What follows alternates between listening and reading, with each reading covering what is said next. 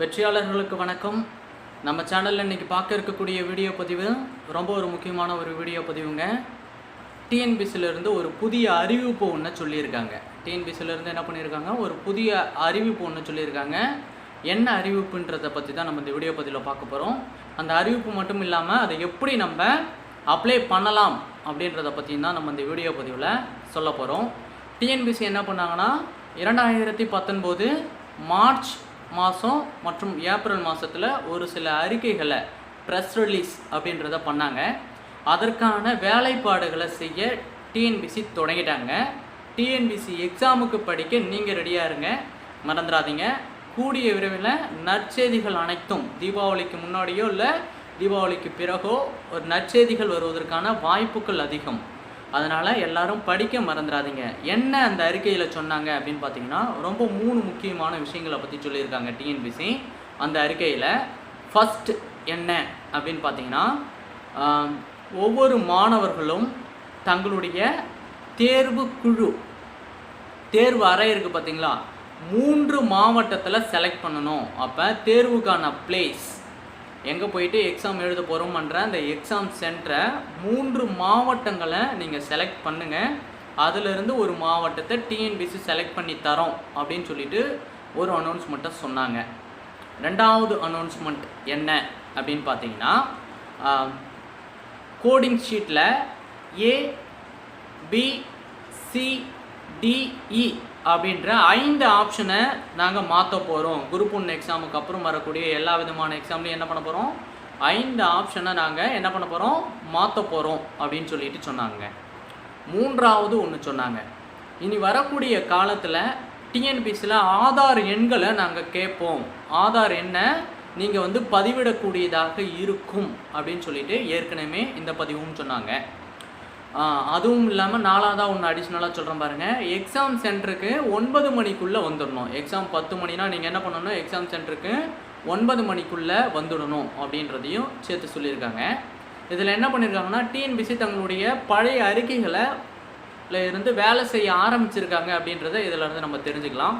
இந்த exam centre மட்டும் கண்டிப்பாக கொஞ்சம் யோசிக்க வேண்டிய விஷயம். கொரோனா டைம், கொரோனா இஷ்யூ அப்படின்றதுனால மற்றபடியான ப்ராசஸ் எல்லாமே நடப்பதற்கான வாய்ப்புகள் இருக்குது. மீதி அந்த கோடிங் ஷீட் சேஞ்சஸ், அதுக்கப்புறம் ஆதார் எண் அப்படின்றத இப்போ என்ன பண்ணியிருக்காங்கன்னா, டிஎன்பிசி நேற்று என்ன அறிக்கை சொல்லியிருக்காங்க அப்படின்னு பார்த்தீங்கன்னா, தங்களுடைய ஆதார் எண்ணை டிஎன்பிசி இணையதளத்தில் இணைக்கணும் அப்படின்னு சொல்லிட்டு ஒரு அனௌன்ஸ்மெண்ட்டை ஒன்று டிஎன்பிசி சொல்லியிருக்காங்க. எல்லாரும் மறக்காமல் முதல் வேலையாக அந்த ஆதார் எண்ணை உங்களுடைய டிஎன்பிசி நிரந்தர பதிவின் மூலமாக இணைச்சிருங்க.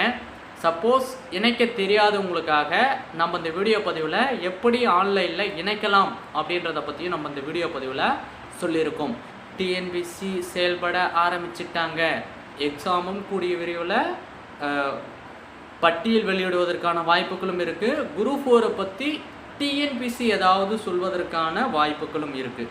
அதனால் இதுக்கப்புறமாவது படிக்க ஸ்டார்ட் பண்ணுங்கள். இந்த வீடியோ பதிவில் நம்ம என்ன பண்ண போகிறோம்னா, அந்த டிஎன்பிசி எக்ஸாமில் ஆதார் எண் எப்படி இணைக்க சொன்னாங்க அப்படின்றதுக்கான தெளிவான விளக்கங்களை நம்ம கொடுத்துருக்கோம். மறக்காமல் அந்த வீடியோவை ஸ்கிப் பண்ணாமல் ஃபுல்லாக பாருங்கள், கண்டிப்பாக ஹெல்ப்ஃபுல்லாக இருக்கும். மற்ற ஒரு சென்டருக்கு போயிட்டு ஒரு காசை கொடுத்து அதை இணைக்கணும் அப்படின்ற அவசியம் இல்லாமல் இல்லை. எல்லாருக்கிட்டேயும் ஆண்ட்ராய்டு மொபைல் ஃபோன் இருக்குது. எளிமையாக நீங்களே இணைக்கக்கூடியதாக தான் இருக்கும். இதில் உங்களுடைய ஆதார் எண்ணை தெளிவாக பதிவிடுங்க.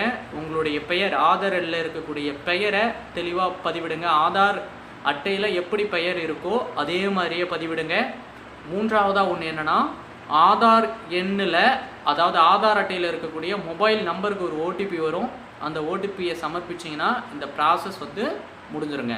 எல்லோரும் மறக்காமல் இந்த வீடியோவை ஸ்கிப் பண்ணாமல் பாருங்கள். இதில் தெளிவான விளக்கங்களை நம்ம கொடுத்துருக்கோம். இதற்கான சப்போஸ் சார் இது எந்த வெப்சைட்லேருந்து எனக்கு பண்ணுறது போகிறதுன்னு தெரியாதுன்னு சொல்லிட்டு இருந்தீங்கன்னா, கீழே டிஸ்கிரிப்ஷன்லேயே நான் லிங்க்கு கொடுத்துருக்கேன். அந்த வெப்சைட்டில் போனீங்கன்னா, வெப்சைட்டில் போயிட்டு நிரந்தர பதிவு அப்படின்றத கிளிக் பண்ணுங்கள். அதில் போனீங்கன்னா கீழே உங்களுக்கு இருக்கக்கூடிய டீட்டெயிலாம் நம்ம க்ளீனாக வீடியோவில் எக்ஸ்பிளைன் பண்ணியிருக்கோம். மறக்காமல் அந்த ஆதார் எண்ணை தங்களுடைய டிஎன்பிசியுடன் இணைங்க. இப்போ நம்ம எப்படி ஆதார் எண்ணை டிஎன்பிசியில் இணைக்கலாம் அப்படின்ற வீடியோக்குள்ளே போகலாம் வாங்க. டிஎன்பிஎஸ்சியில் இப்போ புதுசாக ஒரு அப்டேட் என்ன பண்ணியிருக்காங்கன்னா, உங்களுடைய ஆதார் எண்ணை வந்து டிஎன்பிஎஸ்சியில் வந்து அப்டேட் பண்ணணும் அப்படின்னு சொல்லிட்டு ஒரு நியூ அப்டேட் ஒன்று வெளியிட்டிருக்காங்க. இதே என்ன பண்ணுங்கன்னா, உங்களுடைய வெப்சைட்டில் போனீங்கன்னா, உங்களுடைய கூகுள் வெப்சைட்டில் டிஎன்பிஎஸ்சி exam.in அப்படின்னு சொல்லிட்டு கிளிக் பண்ணுங்கள். நான் கீழேயும் டிஸ்கிரிப்ஷனில் இந்த லிங்க்கை கொடுக்குறேன். இதில் என்ன பண்ணுங்கன்னா, உங்களுடைய நிரந்தர பதிவு விவரங்கள் ஓப்பன் பண்ணிங்கன்னா இப்படி தான் பேஜ் வரும். வழிகாட்டு முறைகளும் அறிவுரைகளும், அதுக்கப்புறம் பார்த்தீங்கன்னா நிரந்தர பதிவு விவரங்கள் அப்படின்றத கிளிக் பண்ணுங்கள். இதில் பார்த்தீங்கன்னா புதிய பதிவு மற்றும் கீழே பார்த்தீங்கன்னா 2வது ஏற்கனவே பதிவு செய்தோர் அல்லது பயனாளர் குறியீட்டு மறந்து விட்டதா அப்படின்னு சொல்லிட்டு கடவுச்சொல் மறந்து விட்டதான்றதை கிளிக் பண்ணுங்கள். கிளிக் பண்ணிங்கன்னா பேஜ் இப்படி தாங்க. பயனாளர் குறியீடு அப்படின்னு சொல்லிட்டு ஒரு ஆப்ஷன் கேட்கும். அதில் உங்களுடைய யூசர் ஐடி என்ன அப்படின்றத தெளிவாக போட்டுருங்க. உங்களுடைய யூசர் ஐடியை போட்டுட்டு அதுக்கப்புறமா அதற்கான பாஸ்வேர்டு யூசர் ஐடி போட்டு நம்ம என்ன பண்ணணும், அதற்கான பாஸ்வேர்டை நம்ம கரெக்டாக போட்டால் போதும். யூசர் ஐடி இப்போ நான் போட்டுட்டேன். அடுத்து என்னுடைய பாஸ்வேர்டை நான் போடுறேன். பாஸ்வேர்டு என்ன போட்டோம் அப்படின்றத நம்ம தெளிவாக ஞாபகம் வச்சுக்கணுங்க. பாஸ்வேர்டு அப்படின்றத நம்ம கரெக்டாக போட்டுடணும். பாஸ்வேர்டை கரெக்டாக போட்டுட்டோம் அப்படின்னு பார்த்தீங்கன்னா அடுத்த பேஜ் வந்து அடுத்து நமக்கு என்ன கேட்குது அப்படின்னு பார்த்தீங்கன்னா, அந்த நம்பர் கொடுத்துட்டு அந்த நம்பரை கரெக்டாக கூட்டல் கணக்கு தெரிஞ்சால் அதை நம்ம கரெக்டாக போட்டுடலாம். அது ஒன்றும் பெரிய பிரச்சனையும் இல்லை. அதை போட்டதுக்கப்புறம் நம்ம உள்ளே போக வேண்டியதாக இருக்கும். எனக்கு கேட்டதற்கான இது வந்து இதாங்க கேட்டிருக்கு. ரொம்ப சிம்பிளான ஒன்று. இதுக்கப்புறம் பாருங்கள், இங்கே சமர்ப்பி அப்படின்றத கொடுத்தீங்கன்னா உங்களுக்கு டேரெக்டாக என்ன ஆகும்னா இந்த பேஜ் வந்து நிற்குங்க. டிஎன்பிஎஸ்சியினுடைய அஃபிஷியல் பேஜில் உள்ளே போயிடும். இங்கே தான் நம்ம என்ன பண்ணணும்னா, உங்களிடம் வந்து தனித்துவ அடையாள அட்டை ஆணையம் இருக்கா அப்படின்னு சொல்லிட்டு கேட்டிருக்காங்க. ஆம் அப்படின்னு சொல்லிட்டு கொடுங்க. கொடுத்துட்டு என்ன பண்ணணும், இந்த இடத்துல நல்லா பாருங்கள், ஆதார் எண் என்ன அப்படின்னு சொல்லிட்டு கேட்டிருக்காங்க. உங்களுடைய ஆதார் எண், நான் வந்து என்னுடைய ஆதார் எண்ணை வந்து டைப் பண்ணுறேன். என்னுடைய ஆதார் எண்ணை போட்டுட்டேன். என்னுடைய ஆதார் எண்ணை வந்து ஆதார் எண் டைப் பண்ணுறப்ப ரொம்ப தெளிவாக டைப் பண்ணுங்கள். அவசரம் தேவையில்லை. யாரும் நம்ம வேகமாக பண்ணணும் அப்படின்லாம் ஒரு முறைக்கு 2 முறை செக் பண்ணிக்கோங்க. நான் என்ன பண்ணுறேன், என்னுடைய ஆதார் எண் கரெக்டாக இருக்கா ஒரு முறை டைப் பண்ணிட்டேன். இருந்தாலும் ஒரு முறை நான் என்ன பண்ணுறேன், செக் பண்ணுறேன். என்னுடைய ஆதார் எண்ணை செக் பண்ணிட்டேன். அடுத்து என்ன கேட்டிருக்காங்க அப்படின்னு பார்த்தீங்கன்னா, ஆதார் அட்டையில் உள்ளபடி உங்களுடைய பெயரை எழுத சொல்கிறாங்க. ஆதார் அட்டையில் எப்படி இருக்கோ அப்படியே உங்கள் பேரை எழுத சொல்கிறாங்க. ஆதார் அட்டையிலலாம் ஒன்றும் இல்லைங்க, ஃபஸ்ட்டு லெட்டர் மட்டும் கேபிட்டலில் இருக்கும், மற்றது எல்லாமே ஸ்மாலில் இருக்கிற மாதிரி தான் இருக்கும் எல்லாருக்கும். அதனால் நம்ம ஈஸியாக ஞாபகம் வச்சுக்கலாம். உங்களுடைய ஆதார் அட்டையில் எப்படி நேம் இருக்கோ அதை அப்படியே மறக்காமல் போடுங்க. பேரை மட்டும் மாற்றி கொடுத்துடாதீங்க. நீங்கள் இப்படி கொடுத்துட்டு ஓகே கொடுத்தீங்கன்னா என்ன ஆகும், இப்போ நான் என்ன பண்ணிட்டேன், ஆதார் அட்டையில் எப்படி பேர் இருக்கோ அந்த பேரை நான் கொடுத்துட்டு மறுபடியும் என்ன பண்ணுது பாருங்கள், அதில் பார்த்தீங்கன்னா உங்களுடைய டேட் ஆஃப் பர்த் வந்து நமக்கு ஷோ ஆகிடும். ஓடிஆரில் உள்ளபடி டேட் ஆஃப் பர்த்து அந்த பெயர் எல்லாமே அதெல்லாம் வரக்கூடியதாக இருக்கும். அடுத்து என்ன கேட்கணும், ஒரு கணக்கு ஒன்று மறுபடியும் கேட்குறாங்க. இதை வந்து தெளிவாக கொடுங்க. யாரும் பிழையாக பண்ணிடாதீங்க. மறுபடியும் ஃபஸ்ட்டில் இருந்து உள்ளே போகக்கூடியதாக இருக்கும். இந்த ஒப்புதல் சான்று அப்படின்றத நம்ம கிளிக் பண்ணி ஆகணும். கிளிக் பண்ணி கொடுத்தா ஓடிபி வந்து அந்த ரிஜிஸ்ட்ரேஷன் பண்ண அந்த நம்பருக்கு என்ன ஆகும், ஓடிபி வந்து போகும். ஒரு முறை என்ன பண்ணுவாங்கன்னா, உங்களுடைய ஆதார் எண்ணும் உங்களுடைய அந்த அட்டையில் இருக்கக்கூடிய பேர் எல்லாமே கரெக்டாக இருக்கா அப்படின்னு சொல்லிட்டு கேட்பாங்க. பிறந்த தேதிலாம் அதெல்லாம் பார்த்துட்டு நம்ம கன்ஃபார்ம் அப்படின்றத இந்த இடத்துல கொடுத்தோன்னா நமக்கு என்ன ஆகிடும், ஓடிபி அப்படின்றது வரும். இப்போ என்ன பண்ணியிருப்பாங்கன்னா, நம்ம படிப்பதற்கான அந்த இன்ஸ்ட்ரக்ஷன் எல்லாத்தையும் கொடுத்துருக்காங்க. மறக்காமல் எல்லோரும் இதை படிச்சுக்கோங்க. இதை படிச்சுட்டு நீங்கள் என்ன பண்ணுங்கன்னா, மறக்காமல் இதை படிச்சுட்டு இது பண்ணிங்கன்னா 10 நிமிஷம் தாங்க நமக்கு ஓடிபிக்கான டைம் கொடுப்பாங்க. ஓடிபிக்கான டைம் எவ்வளோ நேரம் கொடுப்பாங்க, 10 நிமிஷம் தான் நமக்கு கொடுக்கப்படும். அதனால் தெளிவாக ஓடிபி படித்து முடிச்சுட்டு ஓடிபி வந்த உடனே அதில் யூஸ் பண்ணக்கூடியதாக பாருங்கள். ஐ அண்டர்ஸ்டாண்ட் அப்படின்னு ஃபைனலாக இதை கிளிக் பண்ணிவிட்டு உங்களுக்கான ஓடிபி அப்படின்ற ஒன்று வந்திருக்கும். அந்த ஓடிபியை நீங்கள் கிளிக் பண்ணிங்கன்னா போதும்.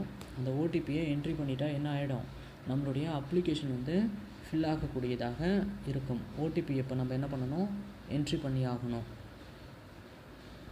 ஓடிபி அப்படின்றத கொடுத்தா நமக்கு அந்த ஆதார் ரிஜிஸ்டர் பண்ண மொபைல் நம்பருக்கு தான் என்ன வரும், நமக்கான அந்த ஓடிபி நம்பர் வந்து வருங்க. மற்ற நம்பருக்கு வராது. ஆதார் ரிஜிஸ்டர் பண்ண நம்பருக்கு நம்ம ஓடிபியை கொடுத்துட்டு கடைசியாக ஐ அக்ரி அண்ட் கன்ஃபார்ம் அப்படின்றத நீங்கள் கிளிக் பண்ணிட்டீங்கன்னா போதும். எனக்கான ஓடிபி வந்திருக்கு. அந்த ஓடிபியை நான் என்ன பண்ணுறேன், கொடுத்துட்டா எனக்கு என்ன ஆகிடும் அப்படின்னு பார்த்தீங்கன்னா, இப்போ நான் என்ன பண்ண போகிறேன், என்னுடைய ஓடிபி நம்பர் வந்து நான் என்ட்ரி பண்ணுறேன். எல்லாருக்கும் உங்களுடைய அந்த ரெஜிஸ்டர் பண்ண மொபைல் நம்பருக்கு தான் அந்த ஓடிபி நம்பர் வரும். மற்றவங்க யாருக்கும் அந்த ஓடிபி நம்பரை ஷேர் பண்ணாதீங்க, நீங்களே வச்சுக்கோங்க. அதுலேயும் தெளிவாக சொல்லியிருப்பாங்க. அது கொடுத்துட்டு ஃபைனலாக என்னென்னா அக்ரி அண்ட் கன்ஃபார்ம் அப்படின்றத கொடுத்துட்டிங்கன்னா என்ன ஆகிடும் அப்படின்னு பார்த்தீங்கன்னா, இங்கே பாருங்கள், சக்ஸஸ்ஃபுல் வெரிஃபைடு யுவர் ஆதார் அப்படின்னு சொல்லிட்டு ஃபைனலாக இது மாதிரியான ஒரு பேஜ் ஒன்று ஓப்பன் ஆகும். பேஜ் ஓப்பன் ஆனதை நீங்கள் ஃபைனலாக என்ன பண்ணுங்கள், ஓகே அப்படின்னு சொல்லிட்டு கொடுத்தீங்கன்னா உங்களுடைய ஃபர்ஃபைலுக்கு உள்ளே போயிடும். நீங்கள் உங்களுடைய ஃபர்ஃபைலில் எல்லாம் கரெக்டாக இருக்கா, ஏதாவது எடிட் பண்ணணுமா அப்படின்றத பார்த்து நீங்கள் முடிச்சுக்கலாம். தேங்க்யூங்க. இந்த வீடியோ உங்களுக்கு கண்டிப்பாக யூஸ்ஃபுல்லாக இருக்கும்னு நினைக்கிறேன். மறக்காமல் நம்ம சேனலை புதுசாக பார்க்குறவங்க சப்ஸ்கிரைப் பண்ணுங்கள். இது வரலாம் சப்ஸ்கிரைப் பண்ணலாம். உங்கள் ஃப்ரெண்ட்ஸ் எல்லாருக்கும் ஷேர் பண்ணுங்கள். Thank you to all.